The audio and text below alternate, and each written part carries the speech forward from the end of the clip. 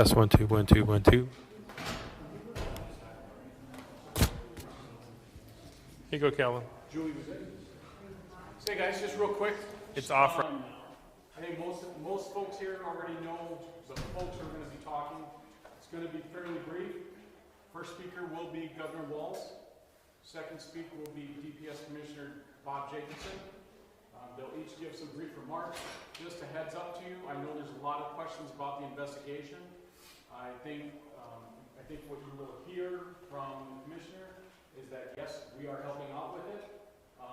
But when it comes to details of the investigation, if questions start asking too many of those, because we're not going to answer any of them, we'll just assume that everybody's questions are done and we can call it. Any questions for me real quickly? Okay, Walz, you know the name Jacobson, Bob, and it's Owen on the end, Jacobson. When are they going to get started? Well, we're scheduled at 2:15. That's always our goal. It's good to have goals. I would say within 5 minutes or so. We're still waiting for his more RSVP press release. It might be 5-10 minutes or so.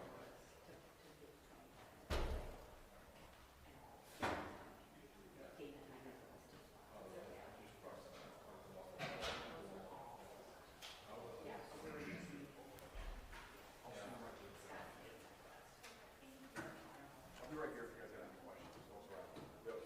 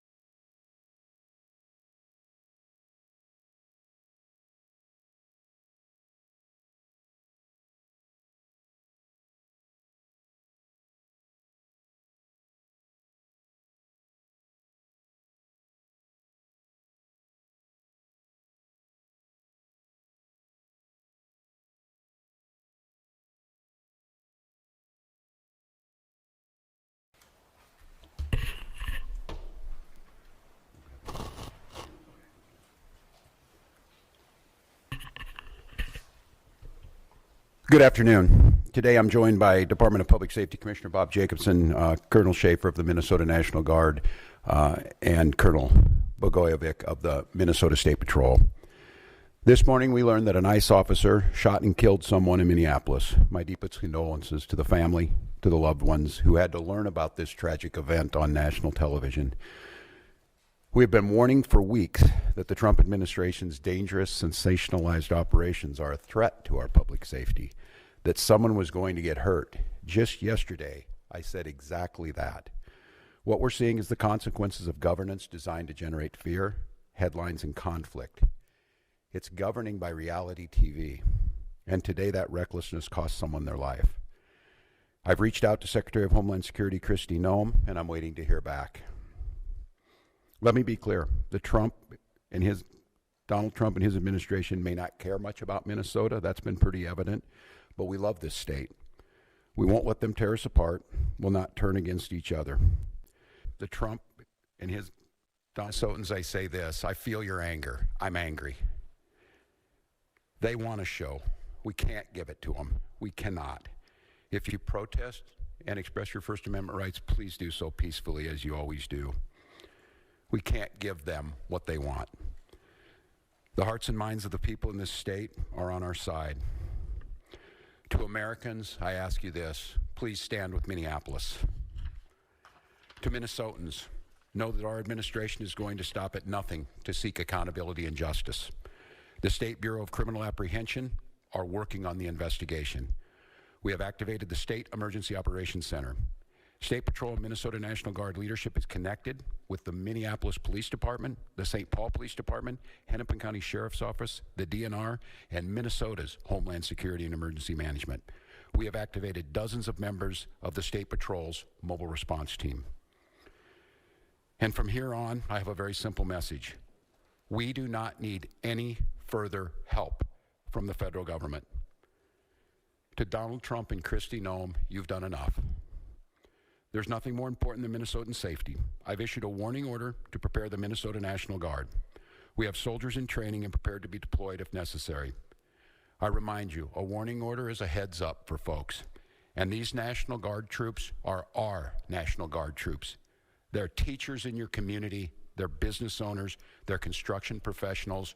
They are Minnesotans.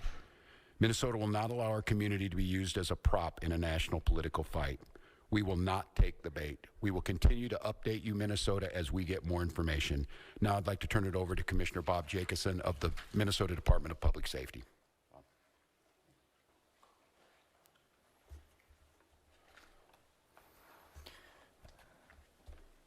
Thank you, Governor. As the Governor mentioned, my name is Bob Jacobson. It is my honor to serve as the Commissioner of the Minnesota Department of Public Safety. First of all, I want to acknowledge the reason that we are all here. The loss of life is not anything anyone would ever want. We fully expect that the community will want to peacefully demonstrate their anger or frustration. Minnesota residents and visitors have the right to peacefully demonstrate. We recognize that demonstrations are often driven by strong emotions, beliefs, and certainly a desire to be heard. Our role is to help ensure everyone can express themselves without anyone getting hurt. The Minnesota Department of Public Safety's role through the Minnesota State Patrol is to ensure safety, protect constitutional rights, keep roads accessible, and above all, to prevent harm. Is public safety.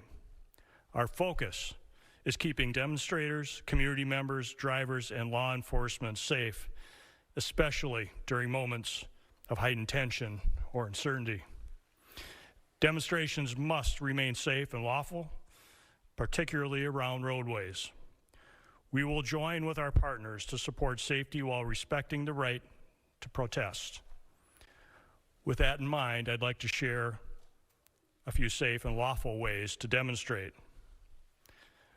Minnesotans can safely and legally express their views in many ways, including getting together peacefully with others in public spaces, marching or walking, not on roadways, making your voice heard through chants, speeches, and displaying signs, being present in public areas where pedestrians are allowed, gathering in designated or permitted areas, and these actions will allow people to express themselves while protecting the safety of everyone involved. Unsafe or illegal actions could result in fines or arrests. Certain behaviors create serious hazards that threaten public safety, disrupt emergency services, or put people at risk. These actions could result in fines or arrest. Demonstrating on or entering a freeway on foot, walking on highways, throwing objects, starting or setting fires, damaging property or graffiti, using illegal fireworks, displaying or using illegal weapons, reckless or dangerous driving, especially near pedestrians, and certainly assaultive, aggressive, or riotous behavior toward anyone. We all want definitive answers to what happened today. Our Bureau of Criminal Apprehension is working in conjunction with the FBI to investigate this morning's shooting. As you know, we don't comment on active investigations, but also keep in mind that this is an investigation is also in its infancy. So any speculation about what had happened would be just that. And we will not engage in speculation. With that, I will turn it back over to the governor. Thank you. Thank you, Commissioner. We'd be glad to take any questions. Yeah, and I can let General Schaefer talk about this. It so happens it's a training weekend. We've got about 7,500 troops in training at our sites, training sites across the state. What it is, and in the National Guard, you give a warning order, which is a heads up of something could be coming. That just allows people to think about what they would need, what it would mean to mobilize, what it would mean to put them in. And I could let the general talk a little bit about this. Obviously, since the summer of 2020, we had a lot of work done on teams being ready to make sure that civil unrest, and what that means, and I think Commissioner Jacobson was very clear, and I want Minnesotans to hear this from me.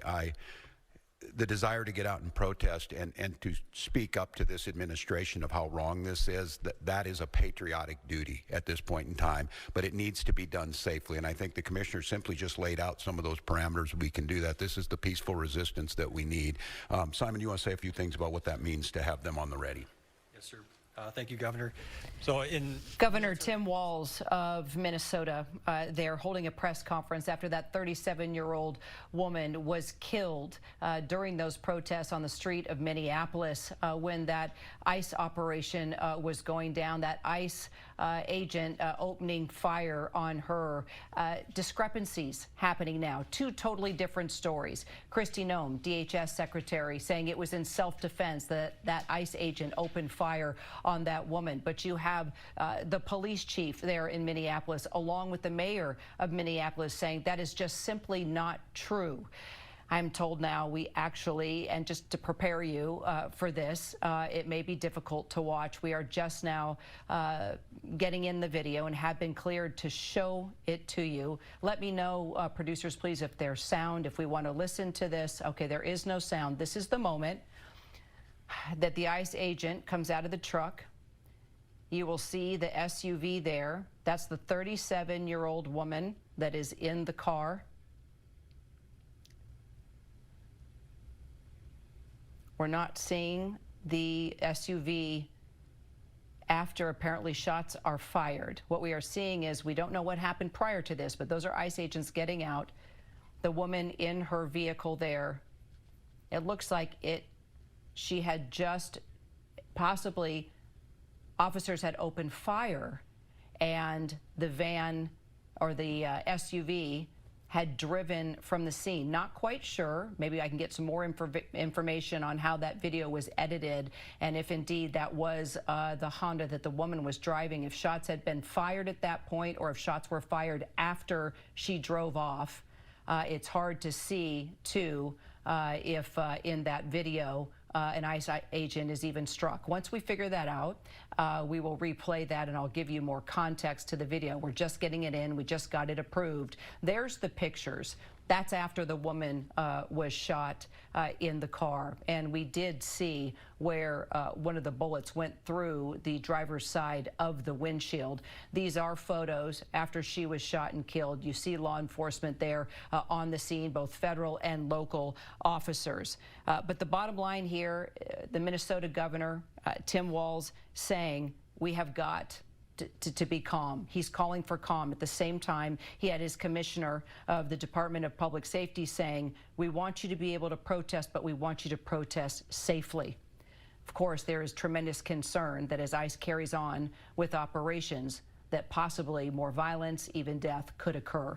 Let's bring in White House correspondent Karen Travers. She's been tracking this all day for us. Also Pierre Thomas, who is here with us, our Chief Justice correspondent. But Karen, let's start with you, because we are now hearing from the President of the United States via Truth Social. What is he saying?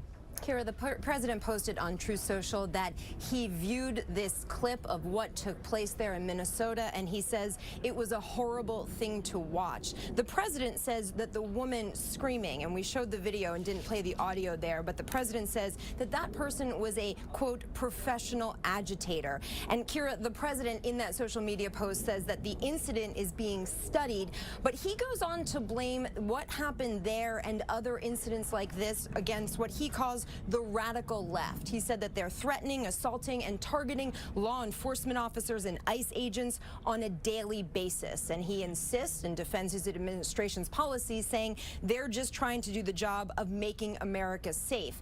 Kira, the president defending the officers, saying we need to stand by and protect our law enforcement officers from this radical left movement of violence and hate. So that's the president's post on social media, Kira. He had one event on his public schedule today that was scheduled to take place this afternoon. That was closed to press. It has not taken place yet. We'll see if that event opens up to reporters and whether the president comments on this directly and has a chance to take some questions from reporters. Kira. All right, Karen, thank you. And I want to clarify now, I have more context to the video. We do have the entire part of the video where this 37-year-old woman is shot and killed, but we are leaving the part off, or leaving the part out where she is actually fired upon. So here's ICE agents coming up to the car. She's clearly backing up, trying to move on. We have cut out the part where the officer opens fire, but basically what happens is she is shot shortly after she is approached here, and as she's trying to leave, the car crashes. You can see one of the ICE agents on the other side of the car as well. Let's bring in our Chief Justice correspondent, Pierre Thomas. Pierre, we finally did get video cleared. You are seeing the actual footage there of a bystander that captured the video on a cell phone. We have two totally different stories here in a massive investigation that is underway, being led by the FBI. You've got DHS, Pierre, Kristi Noem, saying this was domestic terrorism, that this ICE officer was reacting in self-defense, but then you have the mayor of Minneapolis, Jacob Frey, and also the police chief, Brian O'Hara, saying there is much more to this story that is simply not true, that the ICE officer was not necessarily reacting in self-defense. Well, Kara, we have a total disconnect, as you say, between what the federal government is saying and what the local authorities are saying. You saw the governor of Minnesota, in this case, express his frustration with ICE and the enforcement that's going on in the city of Minneapolis, but he was very clear in trying to point out and urging citizens to peacefully protest and to conduct themselves in a way that did not invite more violence. I think the key here is that the video, there apparently is going to be body camera video from the ICE agent's perspective. They're going to have to go through that video frame by frame. But I think the key here is that law enforcement officials from DHS perspective, they are loud and they're clear. As you say, the Secretary of Homeland Security calling this an act of domestic terrorism. They put out a statement that the woman was using the vehicle as a weapon to try to run over the ICE officers, that there were ICE officers injured. All those things now have to be investigated by the FBI. Also, the state police officials will be involved in this investigation. But, Kira, what you've seen over the last few months is as ICE expands their efforts across the country, tensions in the communities are rising. And there has to be, going forward, it would seem to me, more education about how people are to conduct themselves in these situations as well. But again, the investigation will have to determine exactly what happened. In this case, split-second decisions are being made, but also we don't have any information from the woman's perspective and what she feared was going to happen to her as well. And again, tensions on top of mind for Governor Tim Walz as he now says he's prepared to deploy the Minnesota National Guard if things get out of hand. Pierre Thomas, Karen Travers, thank you so much. Our special coverage does continue on ABC News Live and abcnews.com. David Muir will be here with the entire team for World News tonight. I'm Kira Phillips. Thanks for making us a part of your afternoon. Dana?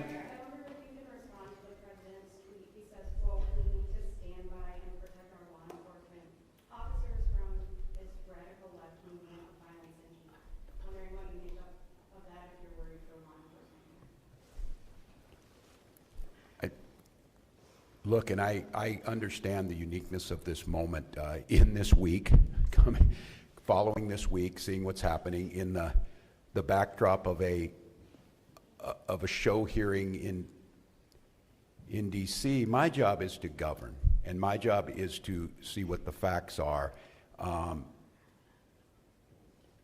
This happened a couple of hours ago, and we're already pitting American against American. All of you saw a video in your eyes. We have a chaotic situation caused by the largest deployment in American history of federal agents into a community with no communication to locals. We had a chaotic situation where an individual is in their car, shot and killed. And so, look, I want to be very cautious here because Donald Trump will make this about me. He will make this about politics. This is about public safety, and this is about normalcy. To Americans who are watching this, if you're in Portland or you're in LA or you're in Chicago or you're wherever they're coming next, stand with us. Stand with us against this. This was so preventable, so unnecessary, and I don't know, I hope. Maybe we're at the McCarthy moment. Do you have no decency? Do you have no decency? We have someone dead in their car for no reason whatsoever. And I don't want to be right about this, but I said if they do this, they're going to create a chaotic situation where someone innocent's going to get killed. And they did it. And now we hear more political rhetoric. Enough. Enough is enough. And so to Minnesotans, don't take the bait. Do not take the bait. Do not allow them to deploy federal troops into here. Do not allow them to invoke the Insurrection Act. Do not allow them to declare martial law. Do not allow them to lie about the security and the decency of this state. And let's let this investigation play itself out. Let's make sure we protect our neighbors. I encourage you to use your First Amendment rights and all of your constitutional rights, but do so in a peaceful manner. We'll gather back with you as soon as we gather more information that needs to be put out. But again, stay safe, Minnesotans, and we'll be back with you. Governor,